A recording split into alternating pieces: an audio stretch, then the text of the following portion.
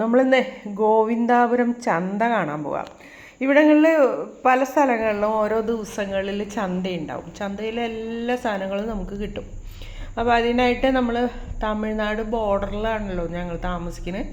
അപ്പോൾ ഗോവിന്ദാപുരം എന്ന് പറഞ്ഞാൽ ഇവിടെ അടുത്ത് തന്നെയാണ്, അധികം ദൂരത്തല്ല. അപ്പോൾ അവിടെ നിന്ന് അങ്ങോട്ട് ചെക്ക് പോസ്റ്റ് ഉണ്ട്. അത് കഴിഞ്ഞ് കഴിഞ്ഞാൽ നമുക്ക് അവിടെ എത്താം.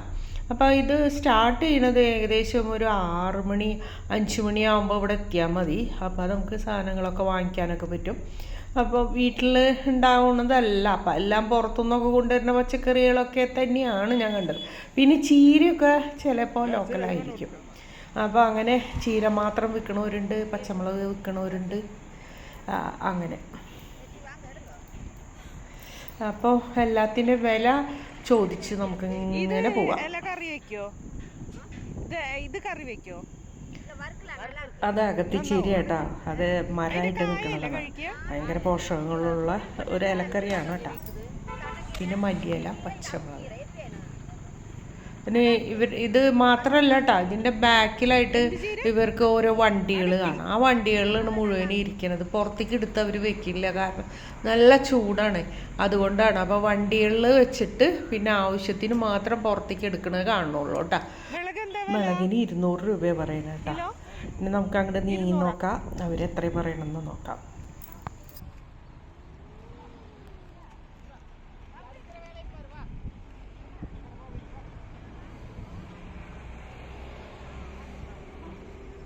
അതിൻ്റെ ബാക്കിലായിട്ട് വണ്ടി കണ്ട, അതിലെല്ലാ സാധനങ്ങളും അതിലുണ്ടാവും. അതെടുത്തിട്ടാണ് പുറത്തേക്ക് വയ്ക്കുന്നത്. തക്കാളി, പച്ചമുളക്, ഉണക്കമുളക്, ഉരുളക്കിഴങ്ങ്, ഇതൊക്കെയാണ് ഇവിടെ. ഒക്കെ വയ്ക്കണേ ഉള്ളൂ കേട്ടോ. കുറച്ച് കഴിഞ്ഞിട്ടാണ് അത് കൂടുക. ഇപ്പോൾ വില ഇത്തിരി കൂടുതലായിരിക്കും, ഇത്തിരി കഴിയുമ്പോൾ വില കുറഞ്ഞുകൊണ്ടിരിക്കും കേട്ടോ. 180.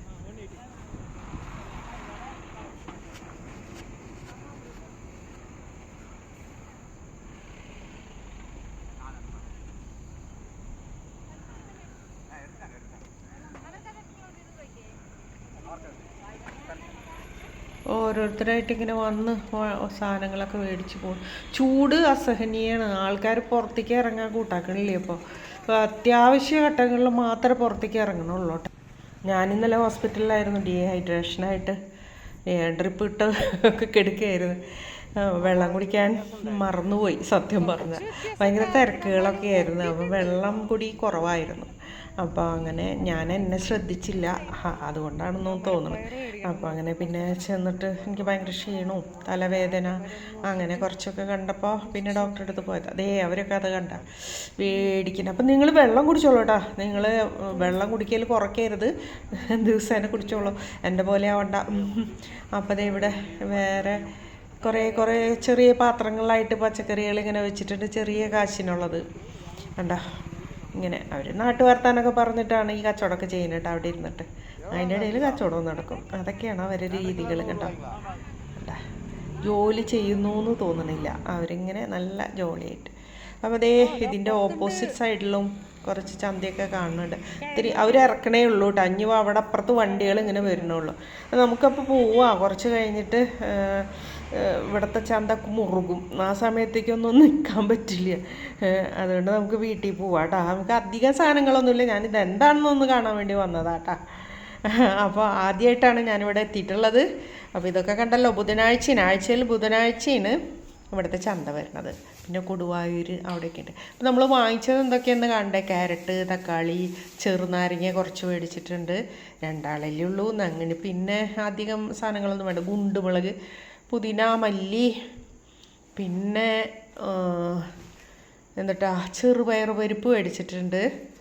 അതൊക്കെ ഇവിടെ ഉണ്ടാവണമല്ലേ. പിന്നെ ഉണക്കമുളക്, വറമുളക്, പിന്നെ ഇത് അമരപ്പയർ, ഇത് കറി വയ്ക്കുകയും ചെയ്യും, പിന്നെ അത് കുതിർത്തി അരച്ച് പലതൊക്കെ ചെയ്യും. പിന്നെ ചെറുപയർ, പിന്നെ വെളുത്തുള്ളി, നല്ലുള്ളി, പിന്നെ ഉഴുന്ന്, ഇത്രയും കാര്യങ്ങളാണ് കേട്ടോ മേടിച്ചിട്ട്.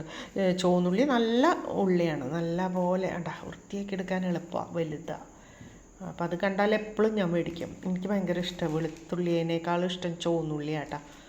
പിന്നെ അതാ ഇപ്പോൾ ഇവിടെ വന്നപ്പോൾ ഒരുപാട് ഡിഷസൊക്കെ വെളുത്തുള്ളി ഇട്ടിട്ട് ചെയ്യുന്നുണ്ട്. അപ്പോൾ അങ്ങനെ ഇത്രയും കാര്യങ്ങൾ നമുക്ക് അവിടെ ചെന്നിട്ട് കിട്ടി. അപ്പോൾ ഇങ്ങനത്തെ ചന്തകളൊക്കെ ഇവിടെ ധാരാളം ഉണ്ടേ. അപ്പോൾ അവിടെയൊക്കെ പോയി ആഴ്ചയിലൊരു ദിവസം എല്ലാവർക്കും പച്ചക്കറി പെണ്ണുങ്ങൾക്കൊക്കെ പോയി വാങ്ങിച്ചു വരാം. അപ്പോൾ ഓക്കെ, വീണ്ടും കാണാം. ബൈ.